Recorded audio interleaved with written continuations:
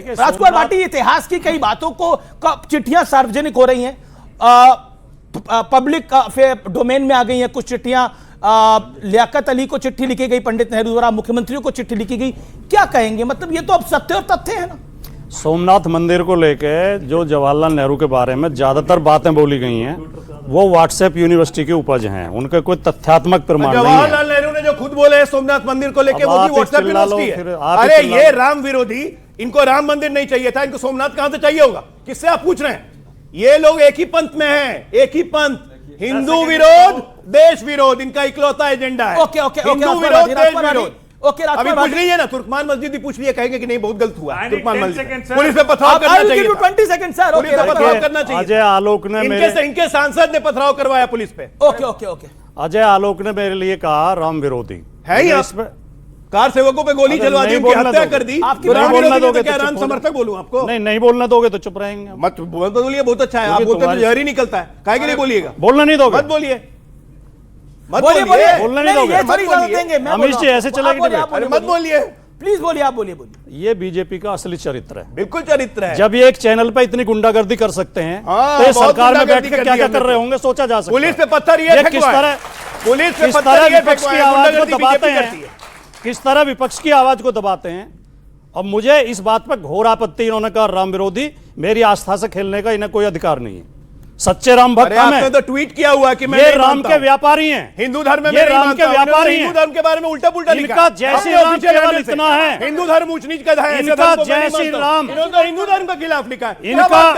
इनका जय श्री राम से केवल इतना नाता है जितना चंबल के डाकुओं को जय भवानी से होता है। जब वो लूट करने के लिए चलते हैं तो जय भवानी बोलते हैं, ये भी जब लूट करते हैं तो जय श्री राम बोलते हैं।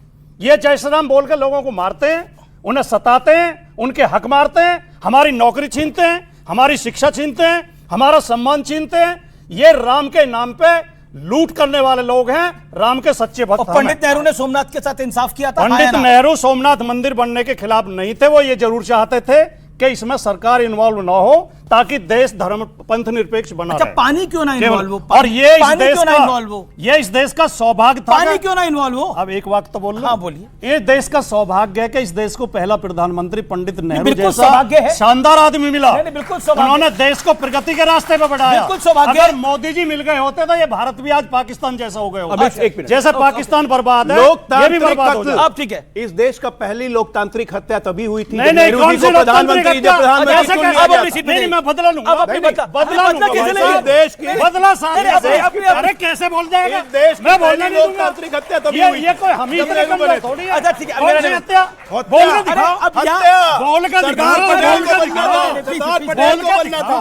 सरदार पटेल को देखिए क्या हो रहा है, नंबर आता है। ओके। क्या आपको लगता है कि कांग्रेस के जो पुराने कर्म है वो आगे आ ही जाते हैं? देखिए, नेहरू जी चले गए, अब मुर्दों पे कितनी राजनीति करोगे? आज जो राजनीति है बांग्लादेश में, बच्चों, आज मोदी जी की दोस्त की कंपनी 100% बिजली जो पैदा कर रहा है झारखंड में, वो दे रहे हैं बांग्लादेश को। ये क्या हिंदुत्व के विरोध है कि नहीं बताइए? पंजाब में अदानी क्यों क्या बांग्लादेश? अदानी क्यों? देखिए, मुझे ऐसे करें, मैं आपको बोलने नहीं दूंगा फिर कभी। अरे ठीक है। क्या है कि बांग्लादेश में हिंदुओं को मारा जा रहा है, तो क्या बांग्लादेश को भारत में पैदा की गई बिजली देना चाहिए? बताओ हाँ या नहीं देना चाहिए। दूसरी बात, देशद्रोही है। दूसरी बात, जैसे नेहरू जी पे इल्जाम लगा रहे हैं, ये जब भगवान राम के मंदिर का उद्घाटन हो रहा था तो माननीय मोदी जी ने उस वक्त के राष्ट्रपति रामनाथ कोविंद जी को नहीं आने दिया था। मालूम है आपको? कोविंद जी को नहीं आने दिया था। तो खुद ही आए थे, नहीं आने दिया था। ठीक है, एक दलित प्रेसिडेंट होने के नाते उनको इनवाइट नहीं किया। पंडित नेहरू में उलझाए रखना चाहते हैं, देश को आगे नहीं बढ़ाना चाहते। नेहरू जी ने जो गलतियां करी वो करी, अब तो आप आगे बढ़िए। अब आपसे सरकार को इतना समय हो चुका है। हम तो नेहरू जी की गलतियों अभी आप ईडी का मिसयूज कर रहे हैं, हम नेहरू जी की गलती, SIR का मिसयूज कर रहे हैं। मुझे बोलने दीजिए। हाँ बोलिए। हम तो नेहरू की और इंदिरा की गलती ठीक करते करते यहां तक पहुंचे हैं। अब सुनिए, अगर उन्होंने गलती नहीं की होती तो हम यहां पहुंचते ही नहीं सत्ता में। पहली बात तो ये। दूसरी बात ये, एक बात बहुत साफ साफ बता देता हूं। राम मंदिर न्यास परिषद ने इनविटेशन दिया था राम मंदिर के लिए। उन्होंने प्रधानमंत्री को भी न्योता दिया था, मोहन भागवत जी को भी दिया था, योगी जी को भी दिया था। प्रधानमंत्री मोदी ने किसी को न्योता नहीं दिया था, उनको खुद न्योता मिला था कि तब गए थे जी। इसलिए गलत बात मत बोलिए कि राष्ट्रपति को नहीं बुलाया, उसको नहीं बुलाया। अच्छा, मेरा जो सवाल था उसका जवाब, नेहरू जी की बात कर कर आप कब तक आगे बढ़ते रहेंगे? राहुल गांधी को टारगेट करके कब तक आगे बढ़ते रहेंगे? राहुल गांधी को टारगेट करने की क्या जरूरत है? वो तो खुद अपने आप को टारगेट तो करते हैं। बीजेपी की तरफ से बात करते हैं। राहुल गांधी कहां से आ गए? कहां नेहरू, कहां राहुल गांधी? एक बात बताइए, कांग्रेस कंफ्यूज है ईडी को लेकर, क्योंकि आप जब केजरीवाल जी को गिरफ्तार किया जाता है, तब जब केजरीवाल केस बनता है तब आप ताली बजाते हैं। जब ममता बनर्जी के यहां पर कार्रवाई होती है आई पैक को लेकर, ममता बनर्जी को लेकर अधीर रंजन चौधरी ताली बजाते हैं। यहां आप दिल्ली में विरोध कर रहे हैं, तो ये कंफ्यूजन है या ये कॉन्शियस कॉल है? पूरा बोल, ये जानबूझकर है। हाँ, 30 सेकंड हाँ, पूरा सच्चाई है। ये जो सरकार, देश की सरकार है ना, 2 योजना चला रही है आजकल। प्रधानमंत्री जी के मंत्रालय से, पीएमओ से चलता है। एक छवि बिगाड़ो योजना और दूसरा पाप धो योजना। आ शुभेंदु, आ मुकुल, आ अजीत, पाप धो गया। वो जो सबसे भ्रष्टाचारी, वो सत्यवादी हो गया। अब दूसरा जो है छवि बिगाड़ना, जब विरोधी नेताओं को होता है, विरोधी नेताओं को सबसे ज्यादा छवि बिगाड़ने का काम जो है इनका है, और उसमें कभी कभी रोल आपका भी हो जाता है, बुरा नहीं मानिएगा। हमारा तो रोल ही, हमारा रोल तो सभी को बुरा लगता है, हमारा रोल तो सभी को बुरा लगता है, क्योंकि हम सबको आईना दिखाते हैं। अब कांग्रेस और बीजेपी महाराष्ट्र के नगर निगम में आपस में अलायंस कर ले तो अमीश देवगन बुरा है। एआईएमआईएम और बीजेपी महाराष्ट्र के नगर निगम में अगर अलायंस कर ले तो अमीश देवगन बुरा है। कमाल की बात है। अब कांग्रेस और सपा लड़ ले तो अमीश देवगन बुरा है, आम आदमी पार्टी और कांग्रेस लड़ ले तो अमीश देवगन बड़ा है। लेकिन देखिए ममता बनर्जी पर इनका बंगाल यूनिट क्या कह रहा है और दिल्ली यूनिट क्या कह रहा है, ये बड़ा कंफ्यूजन है। बताइए ये कांग्रेस का कंफ्यूजन क्यों है? शादाब चौहान, मियां शादाब बताइए जरा।